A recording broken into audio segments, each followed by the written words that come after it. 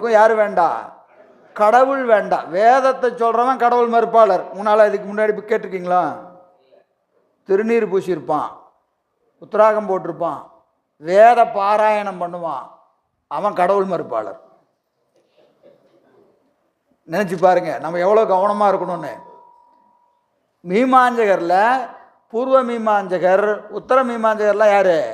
கடவுள் மறுப்பாளர். ஏன்னு கேட்டிங்கன்னா, வேள்வி செஞ்சால் வேள்வியே பயன் கொடுக்கும். அதுக்கு யார் வேண்டாம்? கடவுள் வேண்டான்னு சொல்கிறவன் அவன் கொள்கை. அதில் ஒருத்தர் தான் யார்? தார்காவனத்து முனிவர்கள். அவங்க வேதமெல்லாம் நல்லா சொல்லுவாங்க, வேள்வியெல்லாம் பண்ணுவாங்க. சிவபெருமான் இல்லைன்னு சொல்லக்கூடிய கூட்டம் அது. அவர்களுக்கு இந்த வேள்வி செய்யாமல் தடுக்கணும்.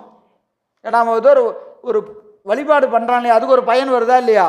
இப்போ இதை தடுக்கிறதுக்கு என்ன செய்கிறாரு? அவர் புத்தரா வந்து இந்த கொள்கையை மறுத்து கடவுள் மறுப்பு கொள்கையை உபதேசம் பண்ணுறார். யாருக்கு? தார்காவனத்து முனிகளுக்கு. அவங்க உடனே என்ன செய்கிறாங்க? செய்கிற பூசையை கைவிடுறாங்க. செய்கிற பூசையை கைவிடுகிறார்கள். புண்ணியம் குறைகிறது, அழிஞ்சு போகிறாங்க. பூசையை கைவிடுவது என்பது எவ்வளவு பெரிய ஒரு சிறந்த வேலை. அதை நிறுத்துவதற்காக என்ன செய்கிறாரு? கடவுள் மறுப்பு கொள்கையை யார் வந்து உபதேசம் பண்ணுறாங்க? திருமாலே வந்து புத்தராக உபதேசம் செய்தார் என்பது புராணங்களில் இருக்கிற செய்தி. எனவே சிவபூசையை கைவிட்டதுனால அவர்கள் அழிந்து போனார்கள் என்பது முப்பராந்திகளுக்கு இந்த செய்தி உண்டு, தார்காவனத்து முனிகளுக்கு உண்டு. சரி, அதான் அவங்க தவம் குறைஞ்சதுக்கப்புறம் வராங்க.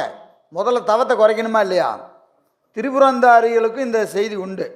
சரி, எனவே இதில் கடைசியாக வந்தது கிமு 6ஆம் நூற்றாண்டில் கௌதம புத்தர். பல புத்தர்கள் உண்டு, அதில் கடைசியாக வந்தவர் யார்? கௌதம புத்தர். அவருடைய காலம் கிமு 6ஆம் நூற்றாண்டுன்னு சொல்கிறாங்க. எல்லாம் ஆராய்ச்சி குற்றது ரொம்ப முன்றைய காலம். அவர் தான் சித்தார்த்தர் என்பது, அவரை பற்றி வரலாறு தான் நம்ம படிச்சுட்டு இருக்கிறோம் இல்லைங்களா? நான் யாருன்னு ஒரு கேள்வி வந்துச்சு, நிலையாமை பற்றி அவர் ஆராய்ந்தார். நேராக போய் மரத்துக்கடியில் உட்காந்தார். போதி மரத்துக்கடியில் அவருக்கு என்ன வந்தது? ஞானம் பிறந்தது. நம்ம புத்தர் வரலாறு படிக்கிறோமா இல்லையா? அது வந்து கௌதம புத்தர். அவர் கிமு 6ஆம் நூற்றாண்டு. இவருக்கு முன்பே 24 புத்தர்கள் இருந்ததாக சொல்லப்படுகிறது. 24 புத்தர்கள். இந்த புத்த மதத்தின் கொள்கைகள் சொல்ல சொல்ல எழுதலை. இப்போ நமக்கு திருமுறையெல்லாம் என்ன செஞ்சாங்க?